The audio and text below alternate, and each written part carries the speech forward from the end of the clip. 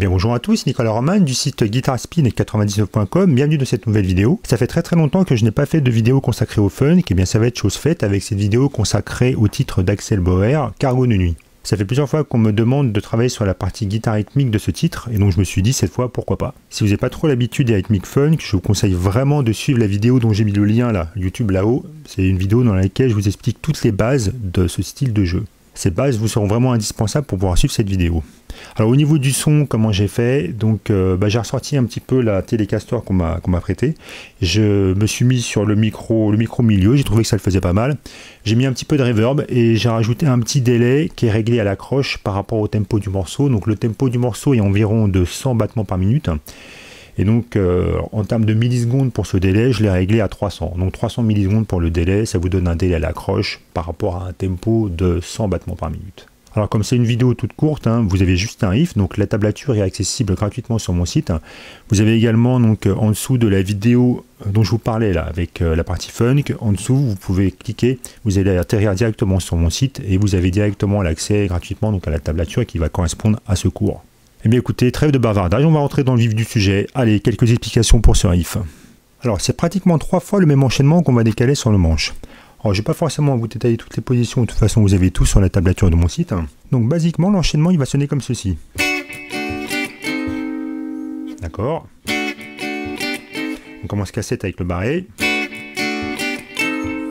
Donc faites attention au coup de médiator, je vous l'ai déjà expliqué donc, dans la vidéo débutant dont je vous parlais. Super important, ils sont tous détaillés de toute façon sur la tablature. Ok, donc ça c'est la première partie. D'accord, ensuite on va décaler à la case 10, je refais. Donc là on sera sur un contretemps, donc là on est en fin de première mesure. Donc je refais tout cet enchaînement là. Encore une fois.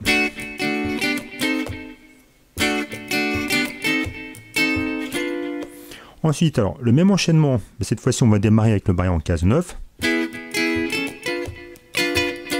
Donc là on a le rythme qui change en fin de deuxième mesure. Je refais encore une fois doucement. D'accord.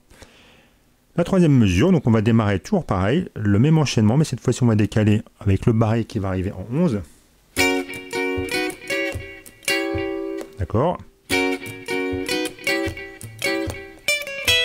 Là, donc petit changement, vous avez vu que alors c'est pas forcément évident à enchaîner parce que vous voyez que quand on fait le riff complet, on va prendre plusieurs cordes assez règles, il va falloir tout de suite freiner la main pour attaquer uniquement les deux notes donc entre la case 15 et la case 14 sur la corde de si avant d'aller sur les cordes aiguës. Donc je refais cet enchaînement là.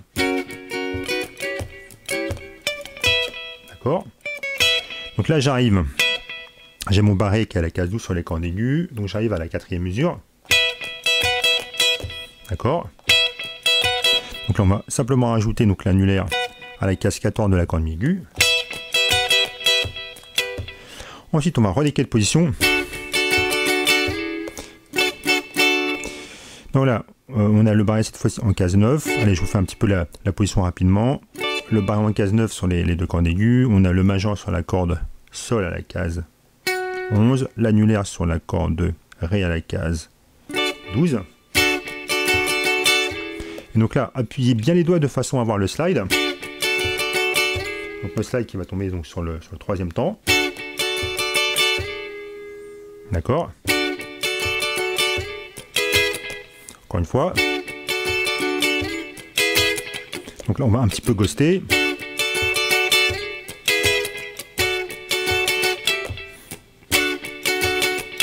D'accord. Là, on change à nouveau de position. Et on va arriver donc ensuite à la dernière mesure pour enchaîner avec. Là on est en fait ça va être la même position qu'on va décaler avec le barré en case 7 et le barré en case 5. Ici on fera plutôt sonner les cordes graves. Et sur le combinateur vers le haut, plutôt sur les cordes aiguës. Ben voilà, de retour parmi vous. Écoutez, j'espère que cette vidéo vous aura plu et ça m'a donné envie et donc l'idée de continuer un petit peu les rythmiques funk. Donc c'est promis, je vais vous en faire d'autres. Allez, en attendant, bossez bien, à bientôt.